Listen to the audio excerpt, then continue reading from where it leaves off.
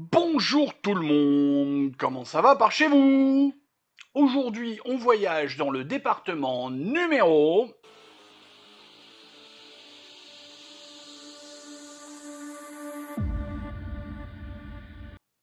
Le département des Bouches-du-Rhône. C'est le département numéro 13. Il fait partie de la région Provence-Alpes-Côte d'Azur. Et c'était déjà la région Provence-Alpes-Côte d'Azur, c'est une des rares qui n'a pas bougé. Sa préfecture appela Marseille, les sous-préfectures Aix-en-Provence, Arles et Istres. Euh, les données techniques, bon, comme j'ai dit, on ne parlera que s'il y a 1 ou 95. Là, c'est 3. Ça doit être parce que Marseille étant la deuxième ville plus peuplée de France, c'est ça qui va faire gonfler le total du département. Alors, la date de création, gna. Hop là, les cours d'eau. Le cours d'eau, en fait, parce qu'il n'y en a qu'un. Alors, encore une fois, je ne parle que des cours d'eau notables. Merci quand vous mettez des commentaires pour dire oui, tel machin, telle rivière, tel truc. C'est sympa, merci beaucoup. Mais si vous reprenez le premier épisode, je ne parle que des cours d'eau notables. J'en ai vu pas mal ces derniers temps dans les commentaires, donc c'est pour ça que je me permets de faire le rappel. Dans les Bouches-du-Rhône, il n'y a, devinez, que le Rhône qui arrive un peu à l'ouest de Marseille. Hein. Il n'arrive pas sur Marseille, il arrive un peu à l'ouest de Marseille. Il arrive, puis il a un delta, il a un beau delta, le Rhône. Alors, pas comme le delta du Nil non plus, mais voilà, il a un principe de delta qui est très très sympa. Et qui donne une région, un écosystème qui est très cool. Les zoologistes s'éclatent là-dedans, en fait. Hein.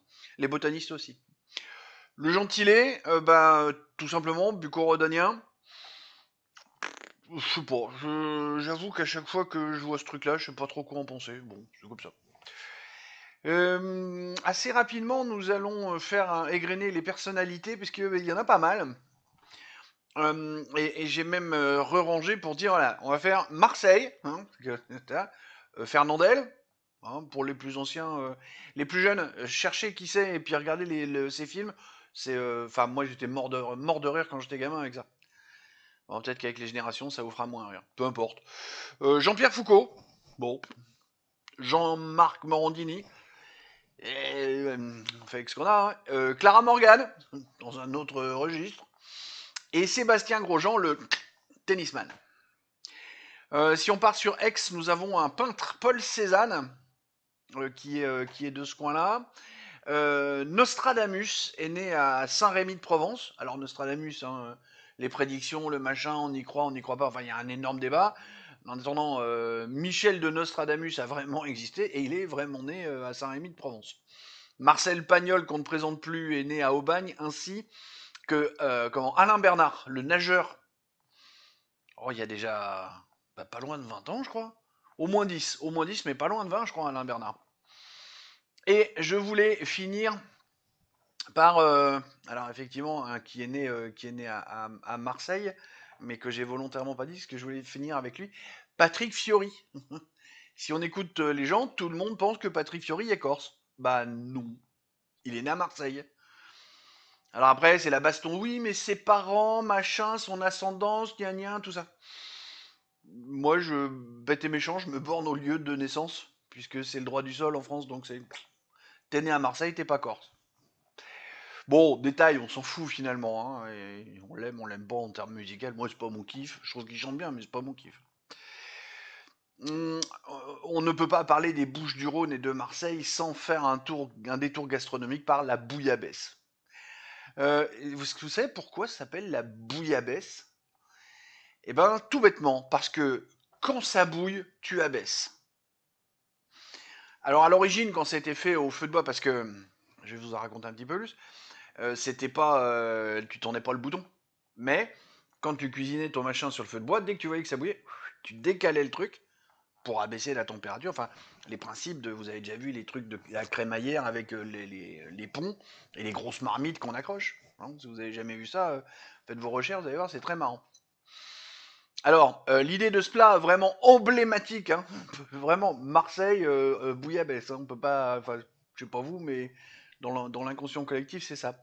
À la base, c'est un plat de pauvre, comme tout ce genre de plats emblématiques et qui finissent par être très bons. Là, par contre, on prend des poissons un peu pas top, les fameux poissons de roche, c'est bourré d'arêtes, c'est dégueulasse. En plus, moi, j'aime pas le poisson, donc du coup, je vais pas en dire forcément du bien culinairement. La rascasse, le grondin, le congre, le Saint-Pierre, la vive, voilà, tous ces poissons, c'est imbouffable comme ça, parce que c'est truffé d'arêtes, c'est un truc pas possible. Et puis, alors, vous les utilisez, et surtout, ils ne doivent pas être vidés. Hein, l'idée, c'est de tout mettre dedans. Bon, avec plein d'autres ingrédients, donc on va faire l'impasse sur la liste complète. Marmiton pourra répondre très mieux que moi là-dessus. Mais l'idée, c'est ça, avec tout le reste, et puis de faire bouillir, bouillir, bouillir, puis à la fin, vous passez, vous tamisez de façon à ce que ce soit mangeable. Il n'y a pas d'arête, il y a pas... Enfin, elle n'est pas censée trouver d'arête ou de foie, de vessie, ou autre chose comme ça. La légende veut que le plat soit né avec Marseille il y a 2600 ans. Ce qui me permet de faire une belle transition, parce que je l'ai à peine réfléchi quand j'ai scripté, mais oui. Même si on fait de la géo ici, on va parler un petit poil d'histoire, parce que c'est un point important. 2600, alors un peu plus, parce que si je me rappelle bien, les 2600 ans ont été fêtés il y a quelques années. Il y avait une grosse fête, surtout sur la cité phocéenne, la fameuse cité phocéenne, qui est normalement la plus vieille ville de France. Alors, si vous pensez que je dis une bêtise en disant ça, les commentaires sont là, machin. Mais de ce que de ce que j'entendais dire depuis très longtemps, donc je vais quand même aller vérifier de ce que j'en ai trouvé. Et il n'y a pas débat visiblement là-dessus. Marseille, c'est la plus vieille ville de France. Voilà ce qu'on peut en dire à ce niveau-là. Sur le restant du département, parce qu'il n'y a pas que Marseille dans les Bouches-du-Rhône, il y a la Camargue et l'étang de Berre, qui forment justement c'est dans la continuité vers l'ouest du delta. Hein, c'est un petit peu tout mélangé, tout ça. Alors si on veut rester simple, hein, encore une fois, si on descend en profondeur, oui, machin, je vais vous sortir une carte. Non, j'ai pas envie de ça, d'accord? Comme j'ai dit, on reste en surface, on fait pas des analyses approfondies de fou, de machin, de trucs. Donc en gros, hein, le delta, la Camargue, l'étang de Berre, tout ça, ça fait un ensemble, un écosystème cohérent. Là aussi, les botanistes, les zoologistes s'éclatent là-dessus. On peut parler au niveau de la Camargue de la culture du riz, de la production de sel. Hein, il y a un sel, le sel de Camargue qui est reconnu. Et toute une histoire autour des taureaux, et dont le nom m'échappe. Là, eh ben, je l'ai pas. J'ai oublié de le noter, mais voilà, désolé, je l'ai pas. Et puis j'ai pas envie de retourner parce que j'ai très mal au bras là au moment où je tourne. Donc c'est un peu compliqué. C'est bon, bah, je sais plus, les ensembles de taureaux là, avec leur truc. Il y a toute une histoire autour. Il y a toute une gastronomie qui est très sympa, la fameuse Gardiane, qui vient de là. La Camargue, allez visiter, il paraît que c'est joli. Il y en a plein qui aiment. Moi, le peu que j'ai vu, j'ai bien aimé. Sauf que je supporte pas les moustiques. Et là-bas, bah, c'est marécageux. Donc il y en a plein, plein, plein. Donc si vous êtes armé contre les moustiques, allez-y. Sinon, si vous êtes sensible aux moustiques, il faut pas.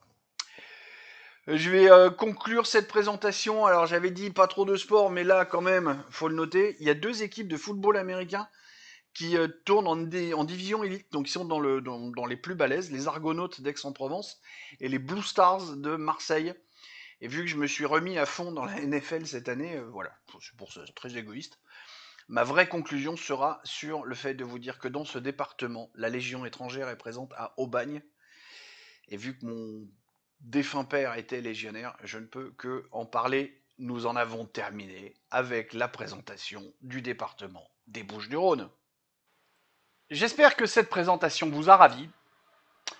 Pas grand chose de plus à en dire. Des bisous. Je vous aime tous.